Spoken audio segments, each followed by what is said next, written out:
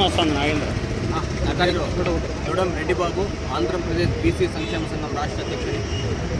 ఈరోజు కడప నగరంలో కలెక్టర్ కార్యాలయం నందు నిరాహార దీక్ష 3 రోజులు చేస్తున్నాం.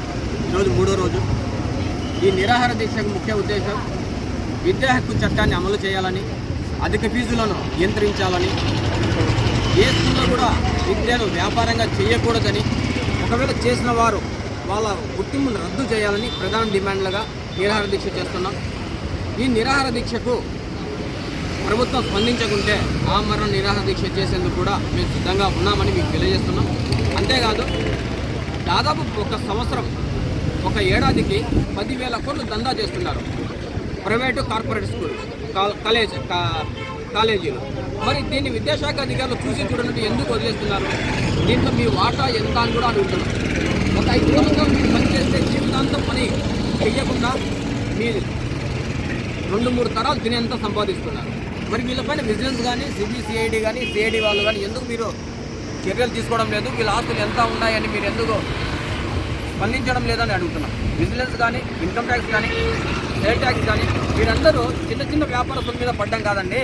రాజకీయ తొత్తులుగా ఉంటూ ప్రైవేటు కళాశాలను నడుపుతూ విద్యను వ్యాపారంగా చేసి ప్రజలను దోపిడీ చేస్తున్నటువంటి ప్రైవేట్ కార్పొరేట్ స్కూళ్ళు కాలేజీలపైన మీరు దాడులు చేసి అక్కడ పరిస్థితులు పరిశీలించి కనీసం వాళ్ళకు ఆడుకునే స్థలాలైనా ఉన్నాయా లేవా అని వాటిపైన విద్యాశాఖ అధికారులు చర్యలు తీసుకొని వాళ్ళపైన కేసులు పెట్టి వాళ్ళకు గుర్తింపు రద్దు చేయకుండా మీరు వాళ్ళతో చీకటి ఒప్పందాలను ఒప్పించుకొని మీ ఆస్తులు పెంచుకుంటున్నారా?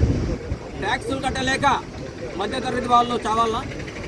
కరెంటు బిల్లులు కట్టలేక ప్రజలు చావాలి? ఫీజులు కట్టలేక తల్లిదండ్రులు చావాలి? మీకు ట్యాక్సులు కట్టలేక ఓటుదారులు చావాలి. అంతేగాని ఎమ్మెల్యేలు కానీ, ఎంపీలు కానీ, సీఎంలు కానీ మేము అప్పులు అయ్యాయి అని ఏ ఒక్కరు కూడా ఈ చరిత్రలో ఆత్మహత్యలు చేసే చరిత్ర పాపన పోలేదు. ఉద్యోగాలు రాక యువకులు, నిరుద్యోగులు ఆత్మహత్యలు చేసుకుంటున్నారు. ఇంత లక్షలు ఖర్చు పెట్టి మేము చదివి పట్టాలు తీసుకొని దాదాపు 30 లక్షల మంది సంవత్సరానికి బయటకు వస్తున్నారు. మరి ఎవరికే కానీ ఉద్యోగాలు లేవు, ఉపాధి లేదు. మరి ఈ చదువులు దేనికి? ఇన్ని లక్షల రూపాయలు ఖర్చు పెట్టి మేము ఎందుకు చదవాలి? ప్రైవేట్ పబ్లిషర్తో కుంభక్కై ప్రైవేట్ కార్పొరేట్ కళాశాలలు బుక్స్ అధిక ఫీజులు వసూలు చేస్తూ అధిక రేట్లకు బుక్స్ అమ్ముతూ ప్రైవేటు కార్పొరేటు గవర్నమెంట్ ఆదేశించినటువంటి ప్రింట్ చేసినటువంటి బుక్స్ని చదవాలి, పాటించాలి, వాటిని అమలు చేయాలి. అవి అమలు చేయకుండా మీ సొంతంగా పెట్టుకొని 10,000 రూపాయలు దాదాపు వసూలు చేస్తున్నారు పాఠ్య పుస్తకాలకి, యూనిఫామ్ కాకుండా. మరి ఫీజులు వసూలు చేస్తారు, యూనిఫామ్లు డబ్బులు వసూలు చేస్తారు, బుక్స్లు వసూలు చేస్తారు. మరి మేము చదవాలన్నా వద్దా? విద్యను ఉచితంగా అందియాలని గవర్నమెంట్ ఎంతో ప్రయత్నం చేస్తుంది. మరి ప్రైవేటు పైన, కళాశాల పైన, కార్పొరేట్ పైన మీరు ఎందుకు చర్యలు తీసుకోవడం లేదని విద్యాశాఖ అధికారులు మేము నిలదీస్తున్నాం. ఒకవేళ మీరు ఇలాగే మీ ప్రవర్తన తీరు మారకుంటే మీ విద్యాశాఖ అధికారులు ఎక్కడో అక్కడ మేము దిగ్బంధనం చేసి మీ డిఓ ఆఫీసులు ముట్టడిస్తామని కూడా మేము హెచ్చరిస్తున్నాం. అంతేకాదు, డిఓ రిమూవ్ ఫర్ ది సర్వీస్గా మేము గవర్నమెంట్ అనౌన్స్మెంట్ కూడా చేయాలి. లేకపోతే ప్రైవేట్ పబ్లిషర్తో కలిపి కుంభక్కై 1,000 కోట్లు సంపాదిస్తున్నారు.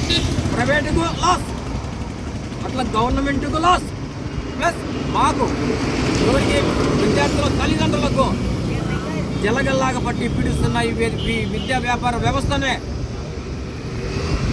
అంతమొందించేంత వరకు మేము మా పోరాటాన్ని ఆపమని కూడా తెలియజేస్తున్నాం.